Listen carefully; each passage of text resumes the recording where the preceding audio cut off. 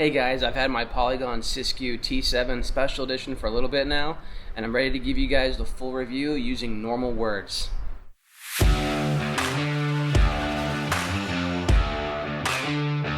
What's up guys, I'm Steven, creator of Average Dad Mountain Biking, and in today's video I'm going to give you a no bullshit review of the Polygon Siskiu T7 Special Edition. Full disclaimer, Bikes Online is not paying me. Polygon is not paying me. I'm not endorsed by anybody, so I'm able to give you a complete review without any pressure from anybody else, and to do it in a way that I hope is understandable, using language that is for the average guy. So I'm going to try and bring it down to the normal Joe, right? Hey, and if you like this video, hit that like button and please consider subscribing. If there are other things you want me to review in the future, let me know in the comments below.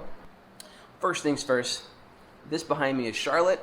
You got to name them. At the time of this review, this bike was retailing for $1,800 on bikesonline.com.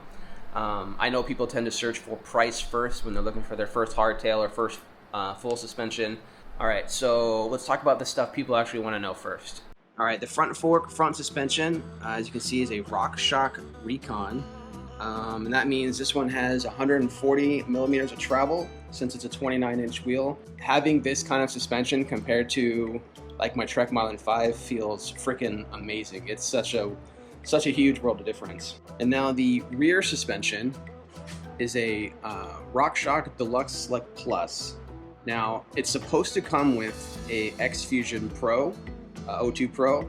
However, mine came with this, and I can only imagine it's because they were out of the X Fusions, and so you can't like downgrade a part, so you can upgrade a part. I can't give a full review on the X Fusion, obviously. However, this RockShox Deluxe Select Plus is amazeballs. Difference in pricing at the time of this video is about $100 difference, so this one's $100 more than the X Fusion O2 Pro. And I know the X Fusion isn't like the greatest shock, but it does keep the bike below the 2K mark. And then please remember, with all full suspension bikes, you really have to get it fitted to you.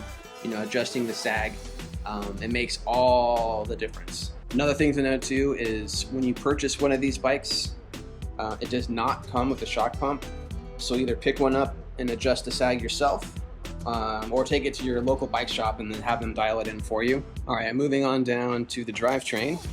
The SRAM SX isn't the top of the line. However, it does come with the 1x12, and if you're following the latest trends in mountain biking, having that 12th cog helps a lot on the climbs. Another thing that I noticed on this one in particular, you're going to have to do some fine tuning on your derailleur. I was having some issues on a few of the middle gears, getting caught in between each other, you know, as you're pedaling, and it's like it's trying to shift, but it's just like not quite getting there. So could just be my bike, but when you get it, you might need to do some fine-tune adjustments. All right, the pedals that ship with it are these pretty basic flats with pins. Nothing special, nothing really bad. Just not a whole lot to write home about. I swapped them out for these race face chesters. They're a little bit smaller, fit my smaller shoe size. Not saying the pedals that came with it are like altogether terrible, but I just wanted to use my race faces instead.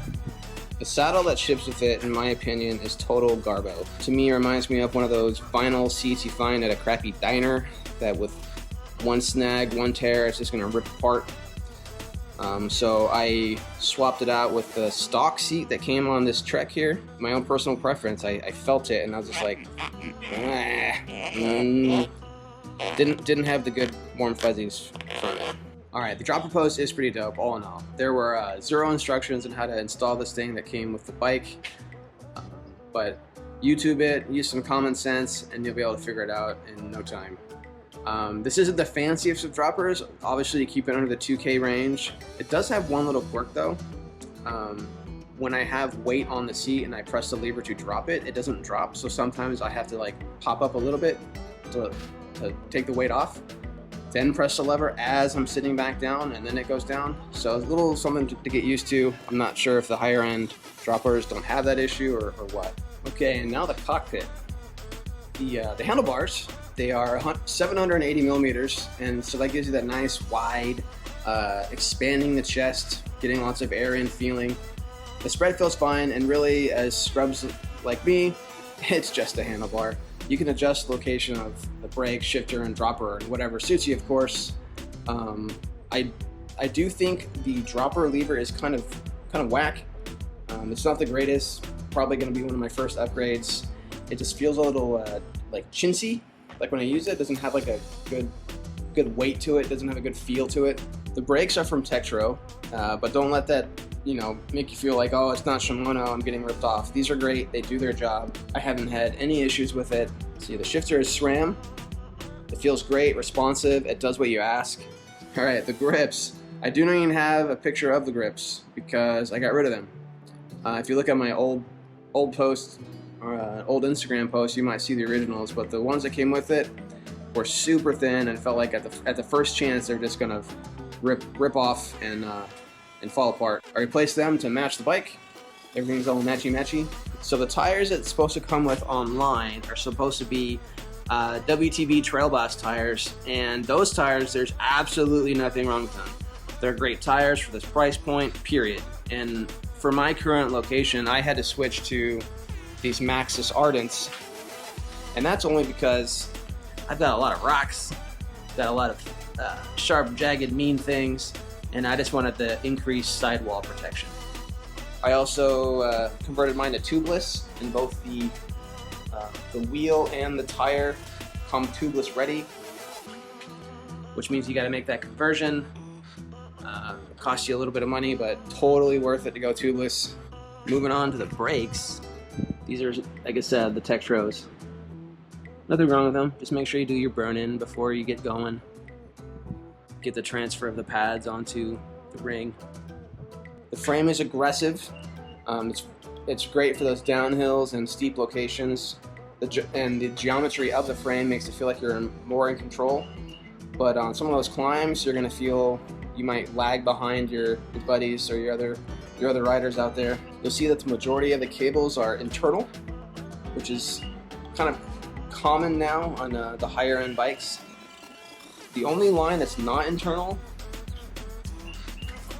is the rear brake, and I can only imagine that's because it's a pain in the ass to change. If it was, that's, I don't know. Engineers, man. I mean, really, that color's also pretty sick. Like, how can you not like this color? Overall, I'm super stoked how this bike feels, responds, and reacts to everything I'm trying to get her to do. It also hits that $2K and below price point. That's kind of a lot of people's, entry level price range for a full suspension. The process on Bikes Online was pretty smooth. Overall, it wasn't too complicated. The only thing that I had an issue with was I asked him a question and it took him like 2 weeks to respond to me. I get it, everyone's busy and it's, bikes are in hot demand right now, so it's probably getting a lot of questions. So just be cautious of that if you are asking questions to them. It may take them a little while to get to you. I also did put a ride wrap on her.